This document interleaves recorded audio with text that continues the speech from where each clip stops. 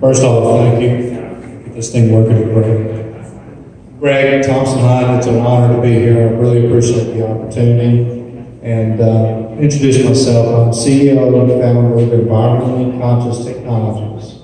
And what that means to a company in California that had litigation coming against them, it means that it's an elegant way to retreat water without destroying your membranes. I didn't know what that was really going to mean until it started to lead the standards. When I say lead the standards, the S&P, Standards of Best Management Practices.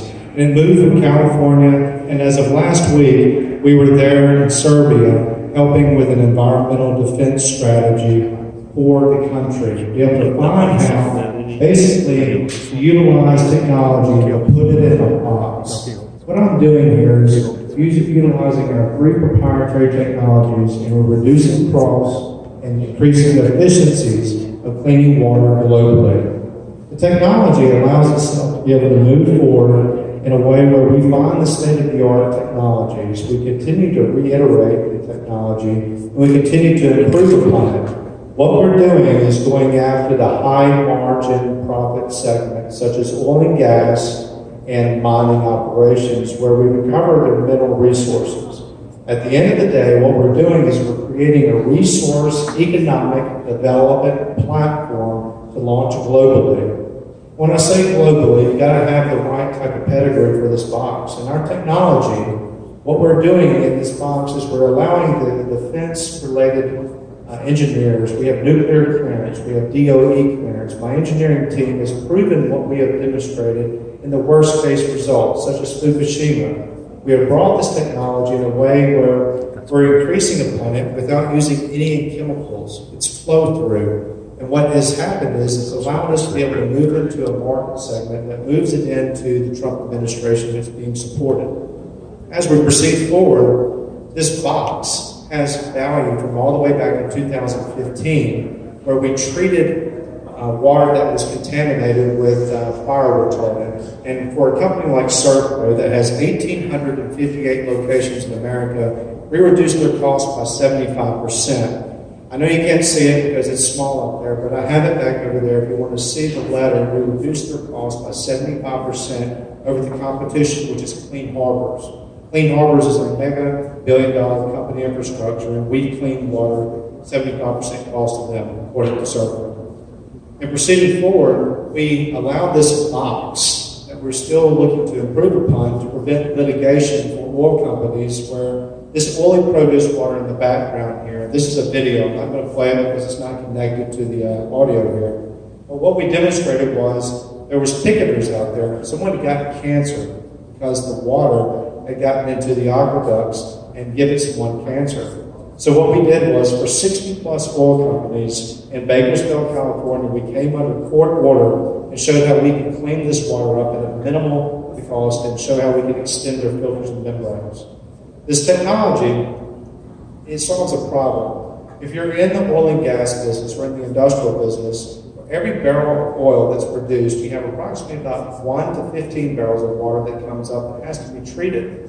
And what the problem is happening here is that the actual water is becoming full of contamination. We're not recycling this water and cleaning it productively. This bacteria, you ever been to an oil and gas field, you smell it. It has a sour egg smell to it. That's called fouling. So what we've come up with is a technology that allows us to be able to rid that problem of the bacteria. And this technology allows us to use an electrocatalytic exchange technology where we're basically electrifying the water and finding a way to remove the harmful chemicals without any chemicals. This technology allows us to move in and get rid of what you call iron sulfide and hydrogen sulfide in the oil and gas industry, which is plaguing the industry. The core thing that you need to understand is that our technology differentiates itself where Halliburton and Schlumberger are using the technology on the left. That's called donating anodes. What that means is that you're using chemicals in the process and it's non-sustainable. Their technology has to be replaced every 7 to 20 days. Our technology on the right-hand side uses a core technology that does not have to be replaced every 7 to 10 days. Our time frame is every 3 to 7 years. So you call that a cost reduction technology.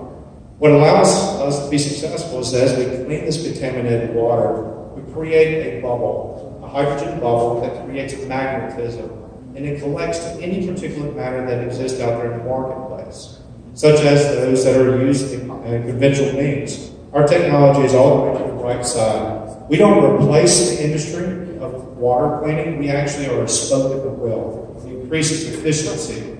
So as proceeding forward, we look at how we can draw in basically log records, put these things onto an internet so that we all understand real time how we're able to extract the chemicals and put it into what you call an internet platform. We call it SCADA systems. And proceeding forward, you got to understand you got to have a team. And I've been very fortunate to manage what I call the Nikola Tesla and the Edison of the water industry. They're competing every single week to see who is more innovative. And I'm very blessed to have them. They trust me. But Michael Green is Chief Technology Officer, and he's one of the core technologists. And Nick Eckerberry is also the founder of a company that's in the LASIK Center, which we're going to compete at in Los Angeles. He's also part of my company. I'm part of their company. For operators, what you need to understand is we have 3 core technologies that we're launching now.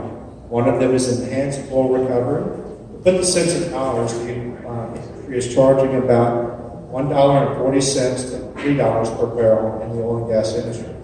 We are able to clean that water at a fraction of the cost, such as 10 cents a barrel. Now, as proceeding forward, the industry in the oil and gas is also using chemicals, lots of chemicals that they have to ship in there. Chemical cost per treating every barrel is 40 cents per barrel. Our chemical replacement is less than half a penny. We're charging 4 cents per barrel because you got to have CapEx and operating expenditures amortized out.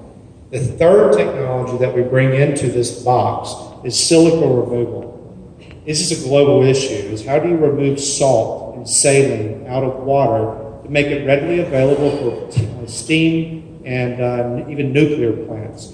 Silica creates what you call scaling, and what we do is we basically use the same catalytic technology to remove the salt and saline out at a fraction of the cost, 100% less. So as we proceed forward, we're looking at combining all these technologies together. One system operating at full capacity, which is 365 days a year in the oil and gas industry, has a net return of about $15 million. Our cost for that one system that is pumping at 10,000 barrels a day is $1 million.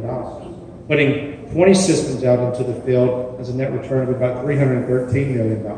All of this is not fictitious. This is proven through data that we've already done. So as we move forward, we're looking at bringing in the right type of investors and the right type of joint venture partnerships, such as those that want to benefit in a $500 billion market industry.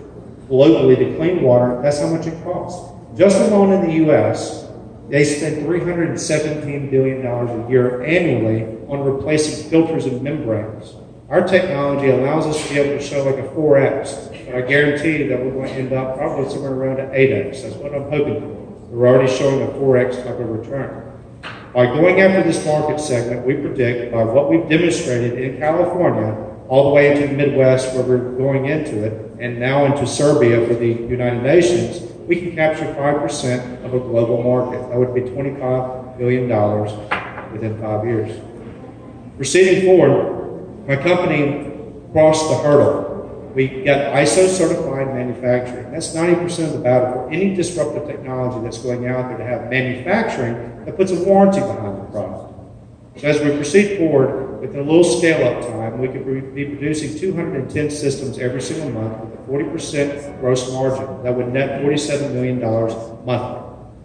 Now, in the right type of playing field, we're looking for the right type of partnerships, those that can entertain using the data that we've created to actually come up with an agreement for $100 million investment into the company.